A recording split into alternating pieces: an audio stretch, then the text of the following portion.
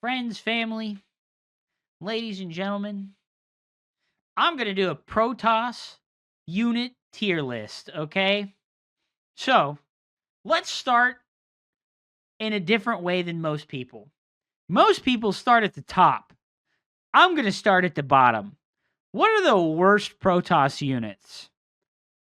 I think the Adept is the worst Protoss unit. This unit has been in a state of constant suffering since the beginning of Legacy of the Void. When it came out, it was a little bit overtuned, and unfortunately, they over-nerfed this unit. They reduced the damage, they reduced the hit points, they nerfed the shade.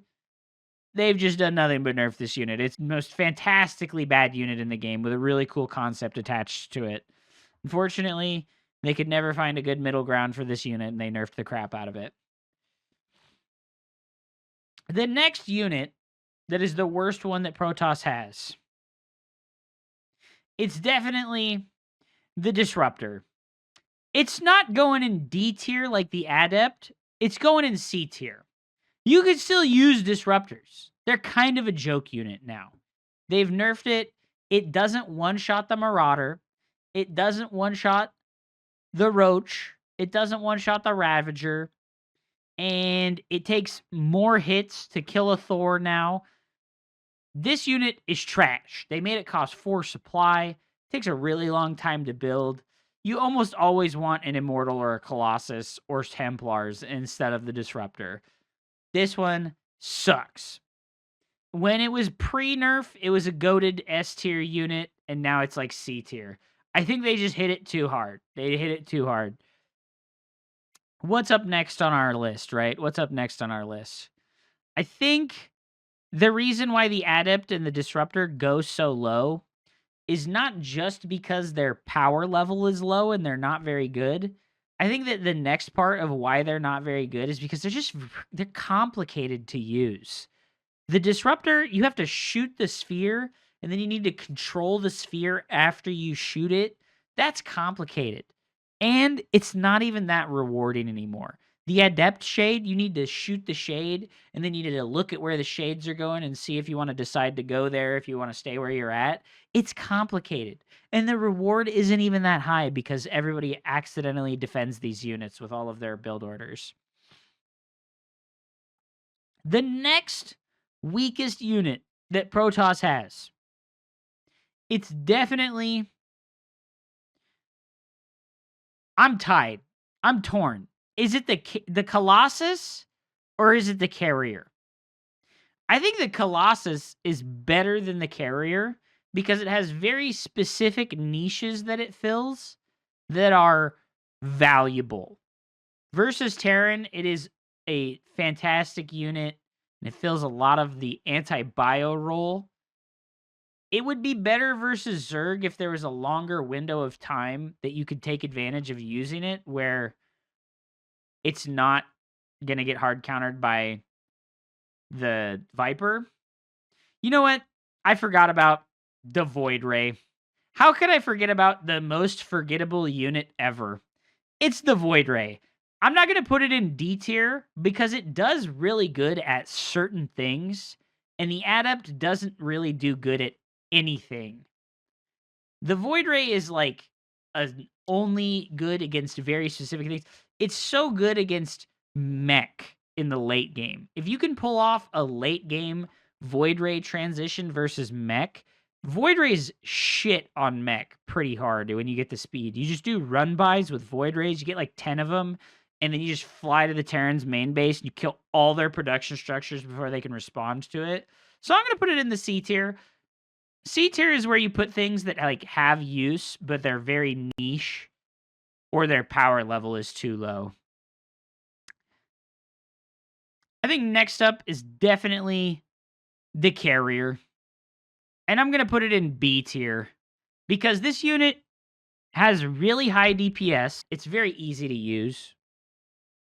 There's only one micro trick that you use with the Carrier, which is leashing the interceptors.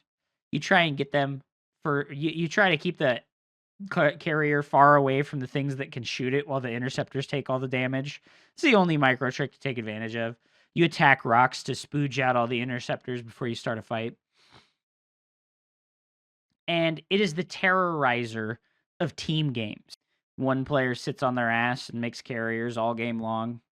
Yay, guys, I'm going to win the game for us. Flies 12 carriers into a bunch of battle cruisers and dies. What are we ranking these by? General power level, my feelings. That's how I'm ranking this. Next up, what's our next worst unit? I'm rating them from like the lowest first, right? We're rating them from lowest first. What's our next worst unit? I think it's gotta be the Phoenix. I think the Phoenix is definitely just like a mid-tier unit. The Phoenix is okay. It's okay. Just like the carrier is okay. Both of these units just have like a severe fall off point where for a moment in time they're like the best unit in the game, and then for the rest of the game they're completely and utterly useless. Carriers are only good in the ultra late game when you get like 15 of them and you've got every upgrade in the game and you A-move your opponent with the carriers while they lack the necessary anti-air to deal with them. Phoenixes, likewise, in an opposite direction, they're only really good in the early game and the mid game against ultra aggressive harassment-based Terran play styles. They can be okay in PvP as well. You can play some really silly play styles with Phoenixes in the mirror matchup where you play mech toss, you play double Stargate mass Phoenixes, and then you play double Robo after the double Stargate, and you just make nothing but Immortals, Phoenixes, and Colossus. It actually does really good. But very middle of the road. I think B tier is where I put units that function but have an obvious and serious flaw. And I think I would put the Tempest in this category as well if it weren't for the most recent changes to it. You know what I'm going to do? I'm going to put the Tempest in the front of B tier. I'm going to put the Tempest in front of B tier. I kind of want to put it in A tier, but I feel like it's another one of those niche units where it's like, it's so good at the specific thing that it does, but then it's horrible at everything else, right? If your opponent's turtling on Broodlord, Infester, and Vipers and Spores, or they're playing mech and they're turtling on Mass Siege Tank Thor, Tempests can be pretty good, right? They're made for those scenarios. But other than that, there's like one build that you use them in Protoss vs. Zerg. You make 2 or 3 Tempests as an opener and then switch into like ground toss. Like they're just good at something, but very niche. Is that all we want to put in the B tier? I feel like the rest of the units belong in A tier and S tier. I think the Colossus goes here too. I think the Colossus goes here too. And I think it's in front of the Tempest. Right? I think it's in front of the Tempest. Because it's not used in Protoss vs. Zerg at all. It's very niche in Protoss vs. Protoss. And it's absolutely necessary in Protoss vs. Terran. I think the Colossus is in a great position in Protoss vs. Terran where you almost always want to have it. But in the other two matchups, it just doesn't have that staying power that it needs. It doesn't have like the front end strength versus Protoss units or Zerg. Zerg can just build the Viper and use Abduct on it, and it's absolutely useless. Or Zerg can like overpower you in the mid game with like big supply advantage and surrounds. So it just isn't valuable. The way that the Colossus used to function versus Zerg is that you would make a sentry stalker Colossus army, and then you would use force fields to protect yourself from surrounds and stuff like that. And maybe that would be better in the current meta of the game because Zerg players almost always just rush straight to Hydralisks and Lurkers instead of roaches. So the reason why the sentry doesn't function that well with force fields specifically is because the Ravager exists.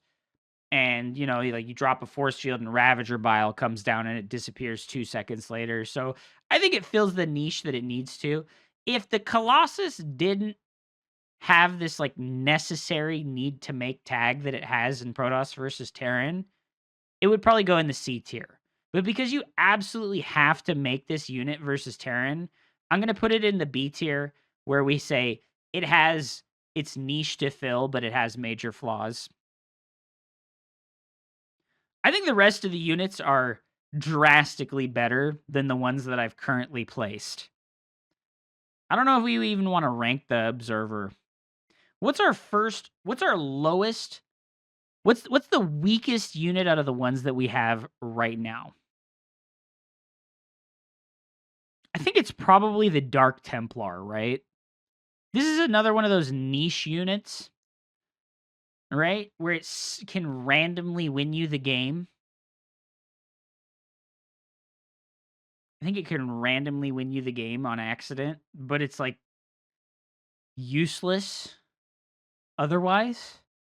I don't think it goes in A tier, right? I don't think it goes in A tier, but I feel like the Dark Templar is better than the Phoenix. I don't know. I think the Dark Templar is actually like really good. I'm going to put it at A tier. It has utility because they're great in the mirror matchup later in the game when people start building mass photon cannons around their bases. And they're great in Protoss versus Terran as well. Versus, yeah, they're basically your only way to kill planetary fortresses late in the game. They're good. I think Dark Templars are really good. I think the Zealot probably goes in front of the Dark Templar. Yeah, the Zealot is your bread and butter unit. They've seen better days. Zealots are good, but I don't think they're S tier quality. They're your bread and butter tanky unit.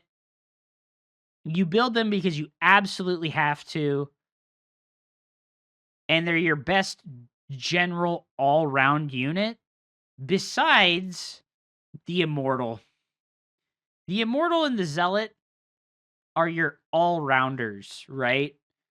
For ground army. You build them because they're very good at tanking, and the Immortal specifically is your highest DPS unit versus enemy armored units.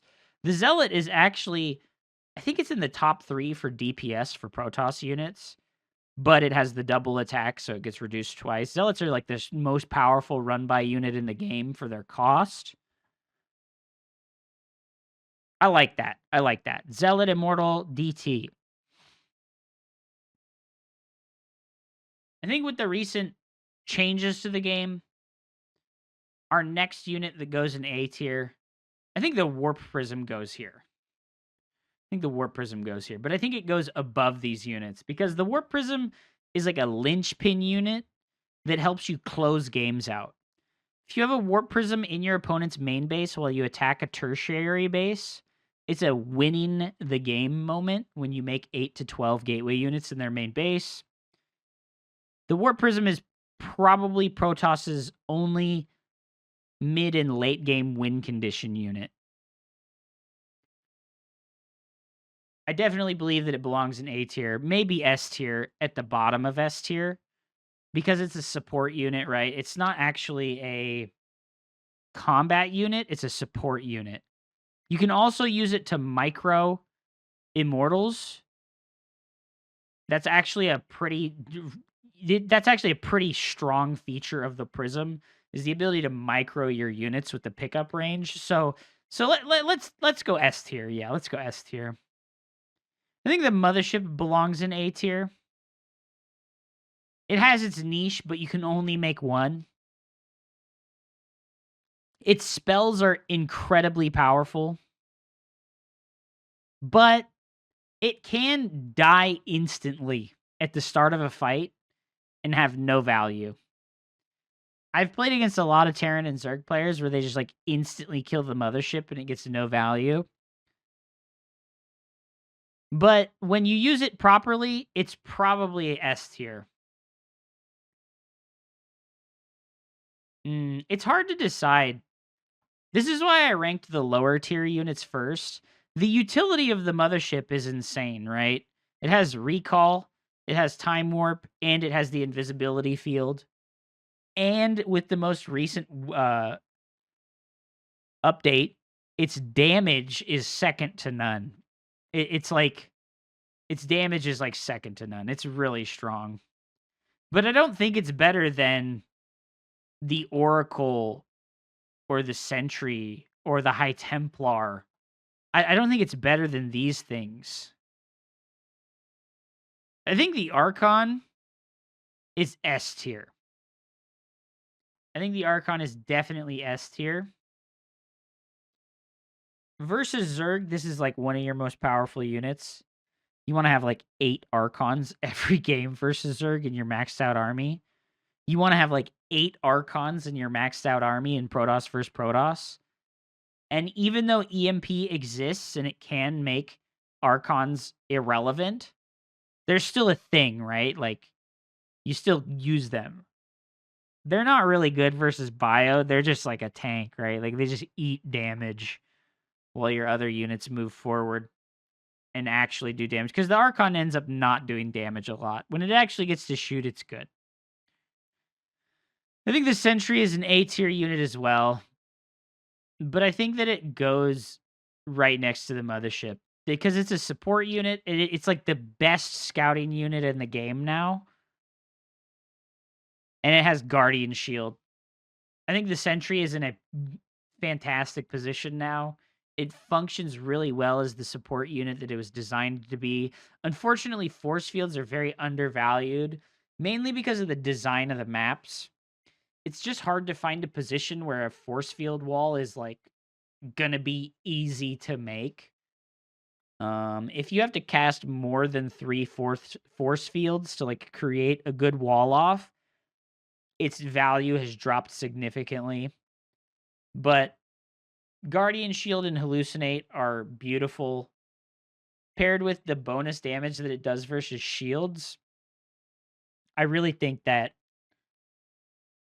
it's definitely like A tier. Sentry is S tier. No, S tier is a unit that you're going to make an insane amount of.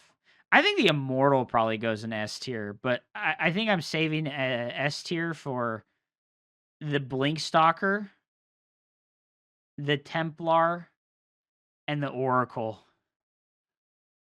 Right? I'm going to put the Prism at the end, but I think that the Oracle and the Templar are by far your strongest units, followed by the Stalker. Right? The Oracle is just the I really think the Oracle is the best Protoss unit. It has Envision, which is the most absurdly powerful map control and long range vision giver. I don't know how else to describe it, right? Because in the late game, when you have Tempests and you need to shoot your opponent from a really long distance away, the only way to facilitate your ability to do that is with the Oracle and Envision. If you didn't have the Oracle to cast Envision on your opponent so that you could shoot them from outside of their vision radius with Tempests, I don't know how you would win late game, right? I think without Oracle, it's GG every game in late game. And Stasis Wards are insanely good now because you have the energy recharge. So you can afford to make so many of them with only 2 Oracles. You can like pepper spray your entire side of the map with Stasis Wards with only 2 Oracles. They also have the potential for like harassment as well. So they fill many roles very powerfully. They aren't just like a little good at a couple of things. The Oracle is really good at a bunch of stuff. So I definitely think it sits in S tier. The High Templar is sort of a niche unit in that Psystorm and Feedback are all it's valuable for, but Psystorm does damage to everything, really quickly, and feedback deletes enemy spellcasters' effectiveness. And I don't think it would belong here if we didn't have energy overcharge. I think if we didn't have energy overcharge, the Templar probably goes back to A tier. But with energy overcharge being on the Nexus now, and you being able to restore energy to a Templar once every minute, it's definitely your best spellcaster next to the Oracle. The Blinkstalker is just the most bread and butter unit that Protoss has. You build this in all 3 matchups every single time. I don't think that there's any builds that I play that skip the Blinkstalker.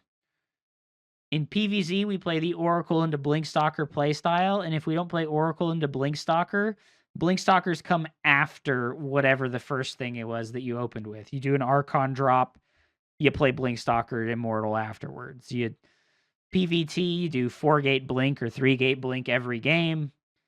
Protoss versus Protoss, you do Blinkstalkers every game. This is the ultimate Protoss unit. It does everything.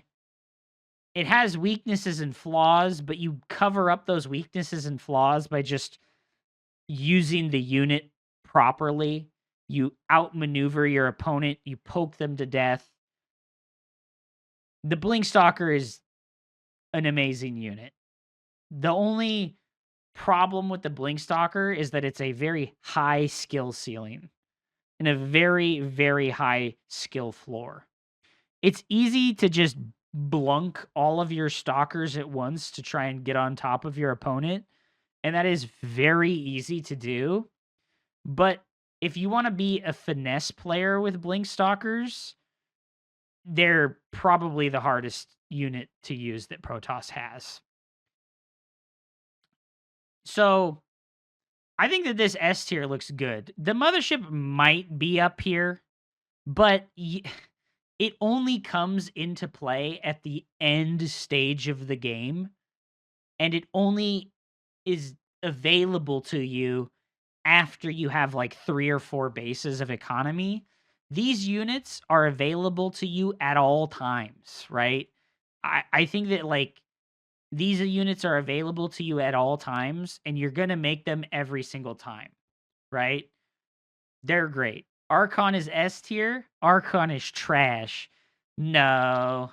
No way, dude. Archons are the coolest unit in the game. They've got the rule. Like, you guys, if you think the Archon isn't that good, it's because you don't live your life by the rule of cool. You need to live your life by the rule of cool, okay? The Archon is the coolest unit in the game, along with the Zealot. The Archon and the Zealot, they're the coolest fucking units. They're so sick. And listen, when's the last time you played a Protoss versus Protoss and you didn't make 10 Archons, right? I know, there's times where you're like, I'm going to just make 78 Blinkstalkers this game. But listen, if you're playing against a sufficiently good enough opponent, you're both going to make Archon Immortal, right? Like, you're not going to just only make Gateway Man versus a sufficiently good player. Like, you're going to make Archon Immortal because you need the increased damage potential of those units to outplay your opponent. The Observer, I think it belongs in A tier as well.